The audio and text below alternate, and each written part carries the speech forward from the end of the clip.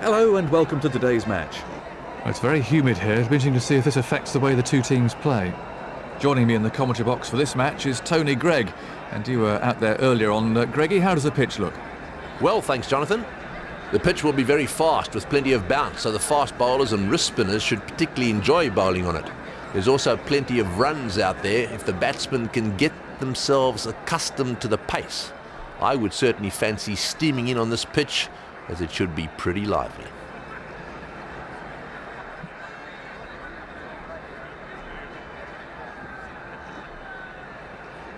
The captains have made their way out to the middle and are about to toss the coin.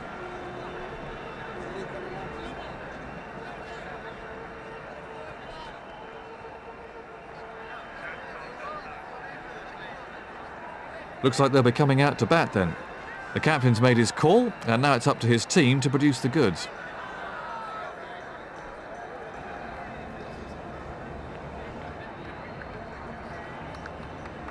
There's a capacity crowd here waiting expectantly for play to begin. The captain really should be attacking from the start of the first innings, as early wickets are crucial.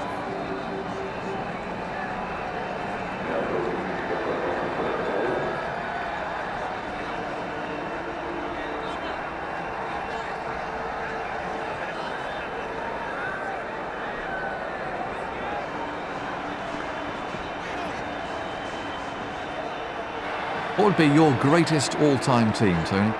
Well, that's a very difficult one. My greatest all-time team, there are two players that I haven't seen play, and Len Hutton is an opening batsman. So Len Hutton and Barry Richards from South Africa, they'd be my openers. And then the other one, who obviously just stands as a colossus above everyone else, is Bradman. He'd be my number 3. Graham Pollock would be number 4, followed by Vivian Richards, and then Gary Sobers. He'd also form part of my bowling lineup because he's such a wonderful bowler. Number 7 would be Alan Knott. He's my wicketkeeper. Number 8, I'd go for Shane Warne as the first of 2 spinners. So Shane Warne and Muthaiya Muralidharan would be my 2 spinners. And my 2 fast bowlers, Andy Roberts and Dennis Lee.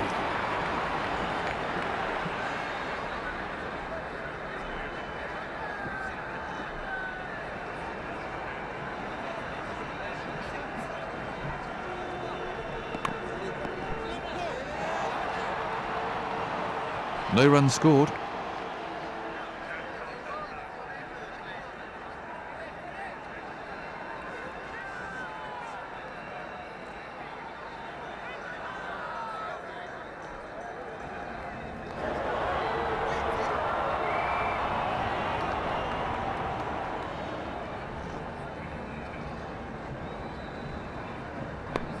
That's a sensational shot.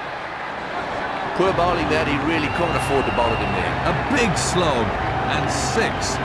That nearly joined us in the commentary box.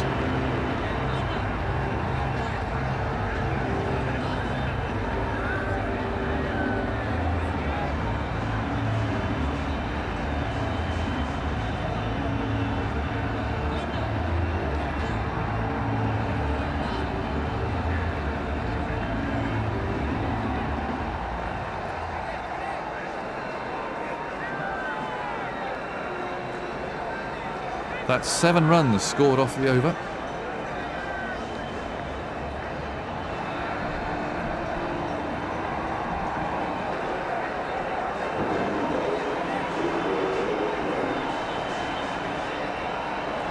Fielding restrictions are over. The captain now has a free hand to position the field as he desires. The captain shouldn't really use up all his best bowlers' overs at such an early stage of the innings.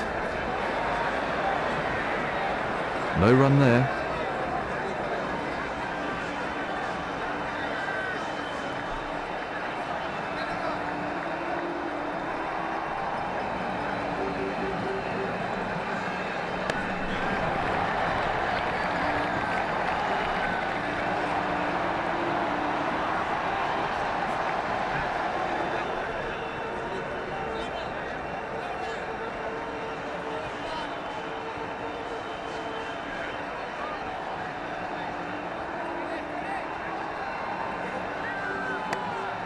Great stroke play. Smashed for 4. Well, the bowler won't like that too much. He used the pace of the outfield perfectly.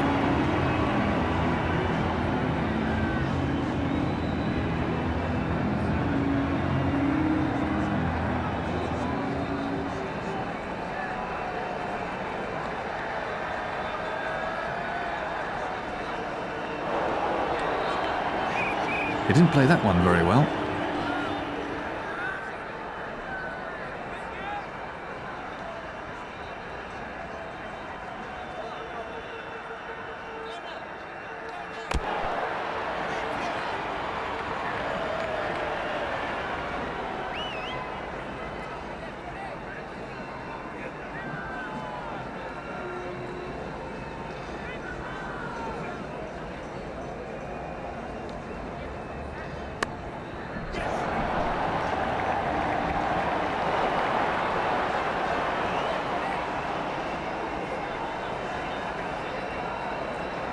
Let's have a look at that again.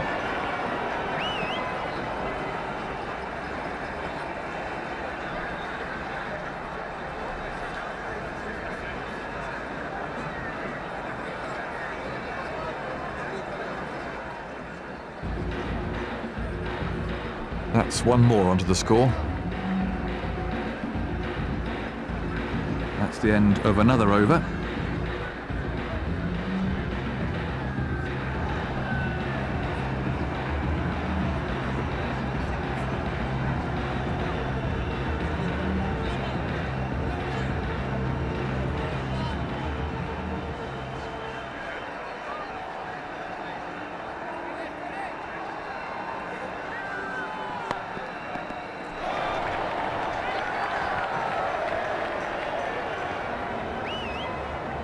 That's another single there.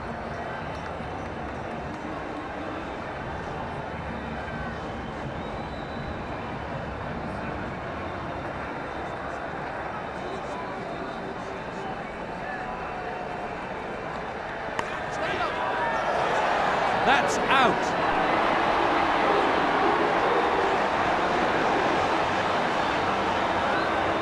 Let's have a look at the action replay.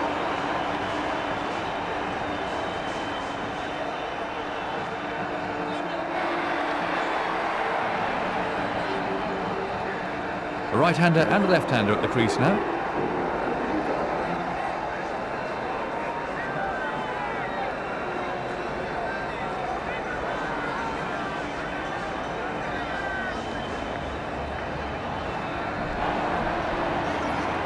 No run there.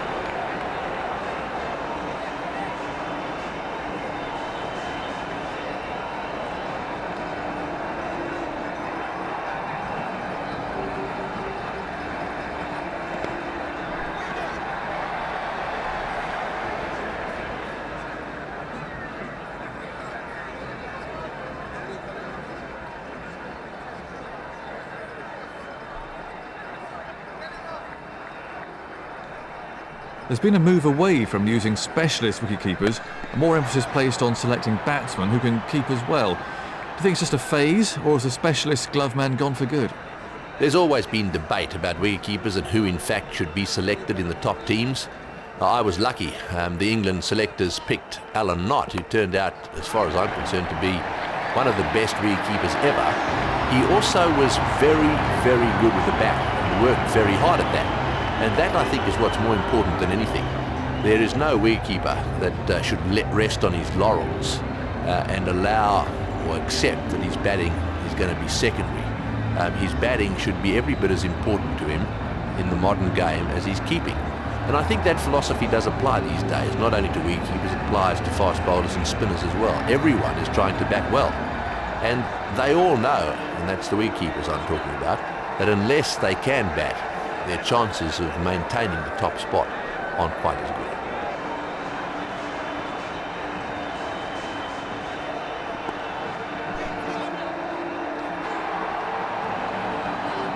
No runs there.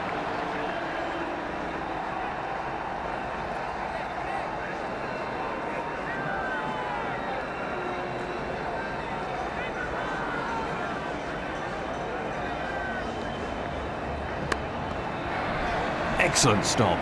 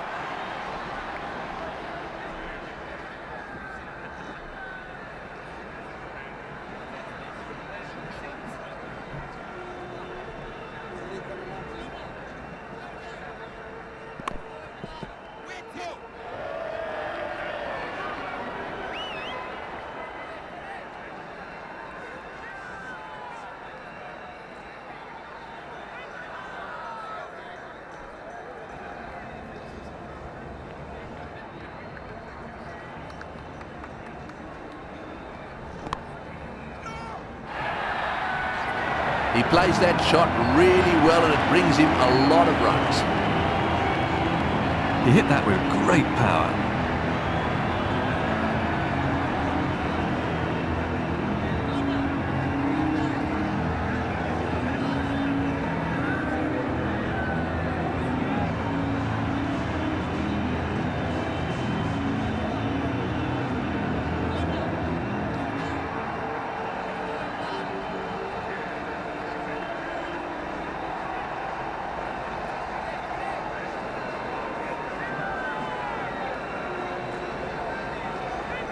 Another over gone.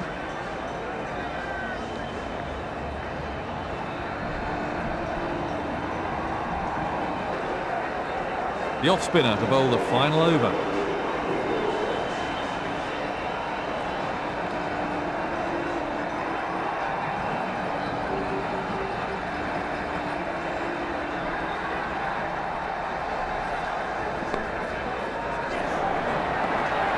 Well, if you want to show the kids the perfect way to play that shot, there's a fine example.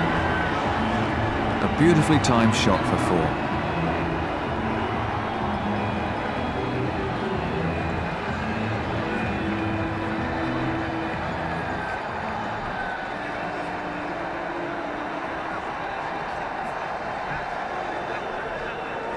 Great timing on the shot.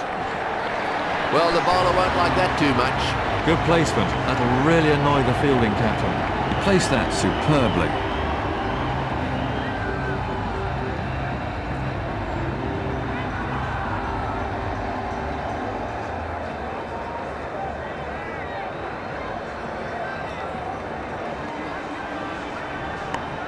Tremendous shot. That was beautifully put away for 4. You just can't fault the placement there. 4 runs. That's 3 4s from the over so far.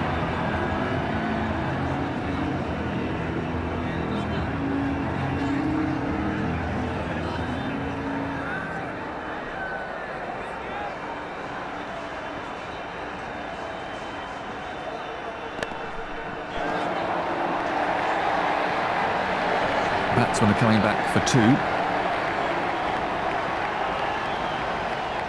2. 2 more to the score.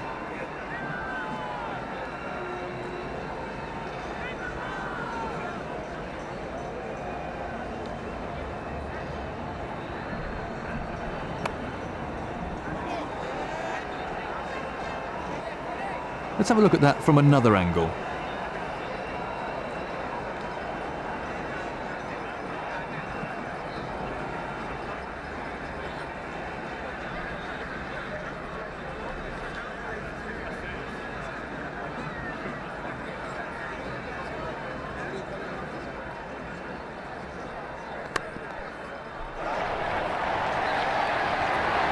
Through the gap, and that'll go for 4. That had 4 runs written all over it from the moment it left his bat. 5 4s so far for this batsman.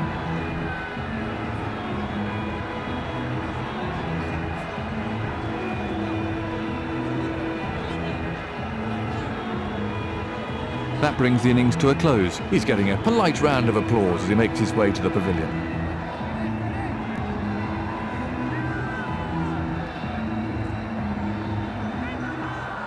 It's very hot out there today. The opening batsmen are vital to the innings. They must aim to score at a reasonable rate if this total is to be reached.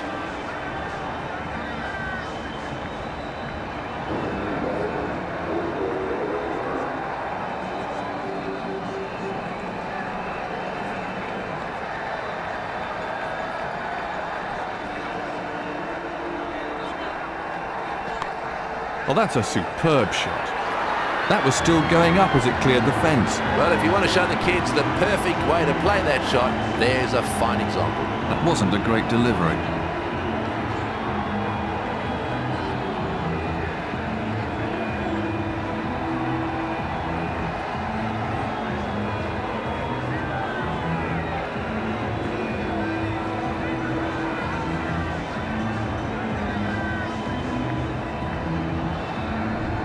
How important is it for a team to have an all-rounder these days, Tony? Well, I might be a little bit biased, but I think that all-rounders have always been a vital part of the makeup of any team. The more of them you can have, the more batting depth you have and the more bowling depth you have. And of course, all-rounders tend to be quite talented in all departments, and therefore they're not going to let you down in the field. So I think that even more so these days, the one-day game, for example, requires more batsmen, because that allows the top-end batsmen to have a bit of a go. Even if you lose your wicket, there's going to be someone down the order to help you out, especially if you've got a few all-rounders. The other thing is that it seems to me these days that the tail are taking things far more seriously. And so if you have some good middle order players to back with the tail, you're going to make a big difference to your totals in all the matches in which you play. So nothing's changed. In fact, it's probably even more important these days to have good all-rounders.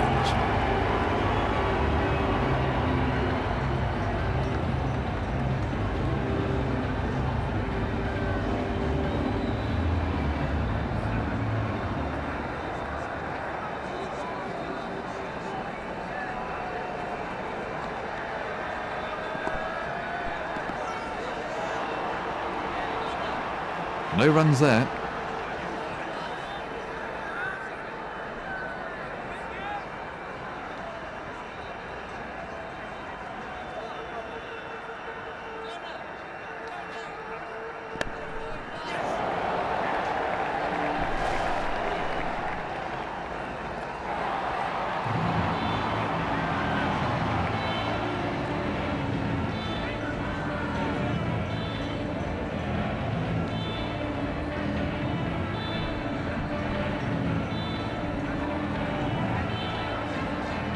Another single for the batsman. A productive over for the batting side.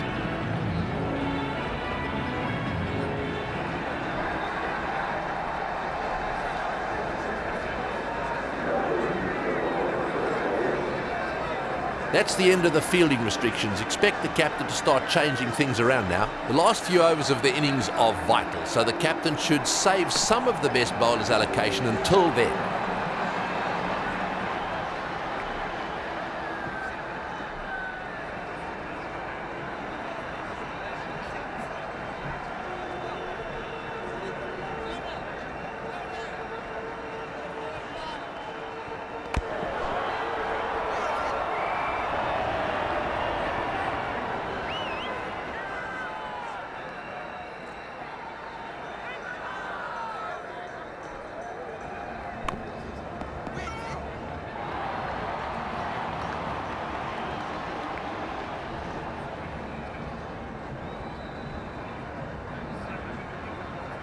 The required run rate has crept up to around 8 and over now. That's putting real pressure on the batsman.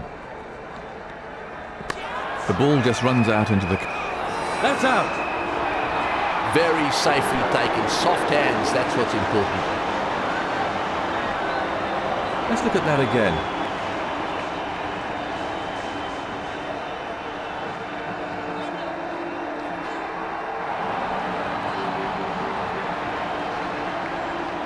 Left hand, right hand combination at the crease now.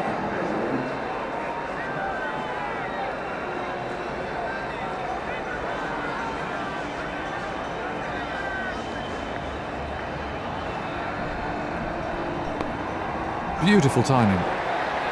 That's a huge six. He got everything absolutely right there and was rewarded with 6 runs. That nearly joined us in the commentary box.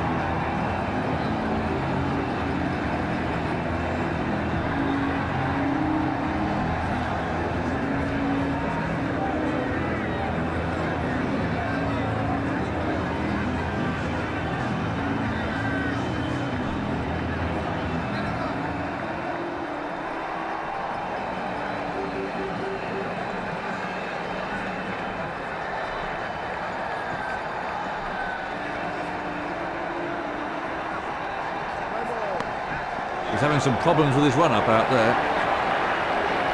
Batsman played. Confident appeal. Gone for naught. I think he realised halfway down that he wasn't going to make it. Let's have a look at the action replay.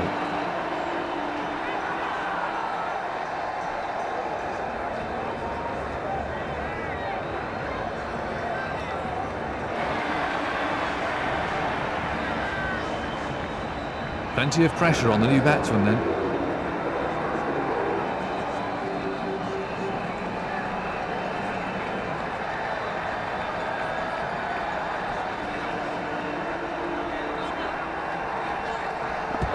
Well, he's mistimed that, it's run away off the edge. So, 20 to win. Another over gone.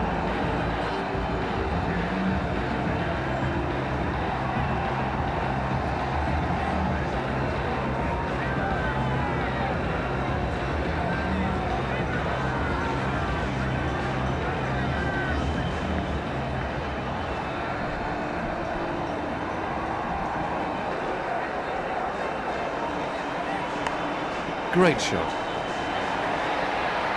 And another four. Oh, what can I say? He looks in top form today. He just drifted onto leg stump there and got punished.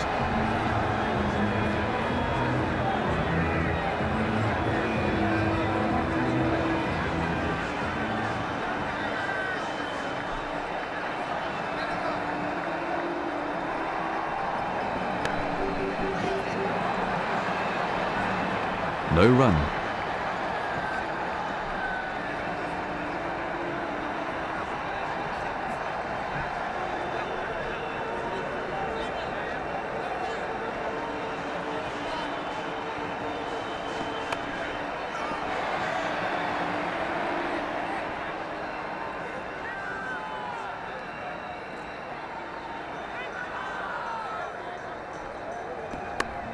The ball just runs out into the covers.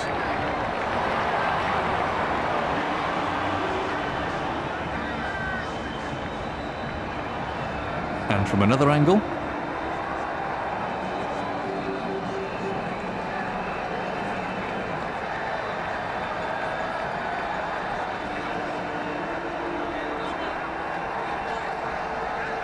That's one more run for the team.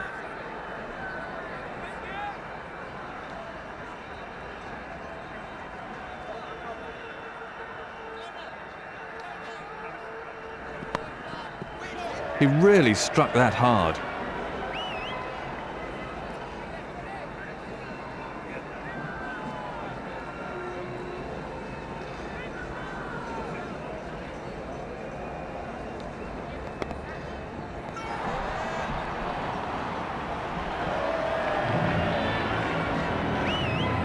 Having played for England and lived in Australia, Tony, briefly, how would you describe the differences in the approach to cricket between the two countries? At the end of the day, cricket is cricket, but there is no doubt that the approach in England is different to that which is adopted in Australia. In England, county cricket forms the backbone of the first-class game. As a result of that, it's from county cricket that the England teams are picked. The Australians, because they play a lot less at first-class level, they are perhaps a little bit less inclined to treat it as a job. In England, you tend to be a 7-day-a-week cricketer. In Australia, you tend to be a part-time cricketer who needs to have a job. However, when you get to the top level, when you're playing for Australia or England, then it's much of a muchness. These days, there is a lot of cricket to be played, and it's a full-time occupation. He really looks in good nick today. Smashing shot, really magnificent. I'd pay money just to come and see that again.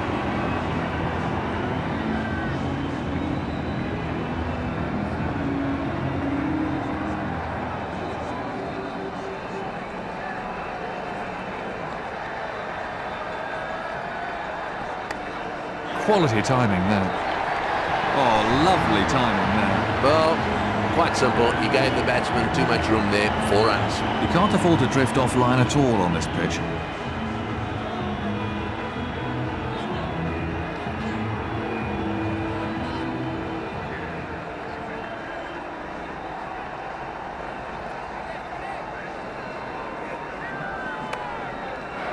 Great stop. 3 more needed.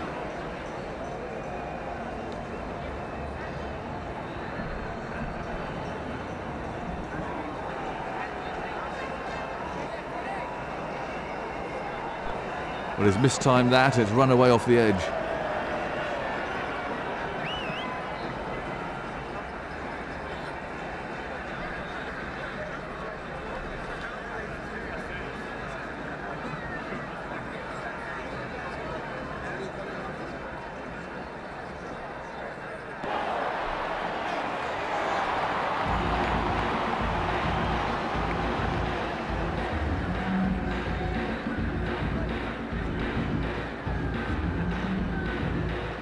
It really is scoring at an excellent rate. His captain won't be too happy with that.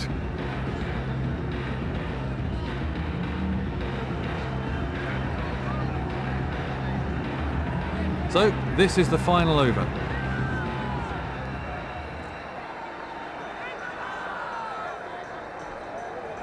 So the required run rate's only 3 and over now. They should see it home from here.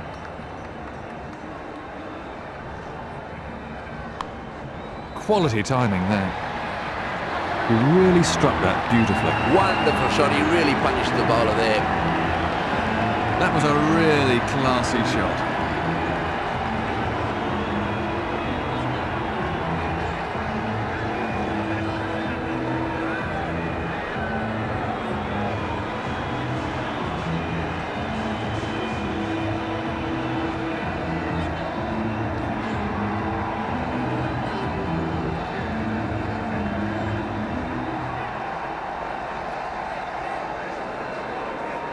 It's all over. Congratulations to the winning team. They came out today and attacked the opposition at every opportunity.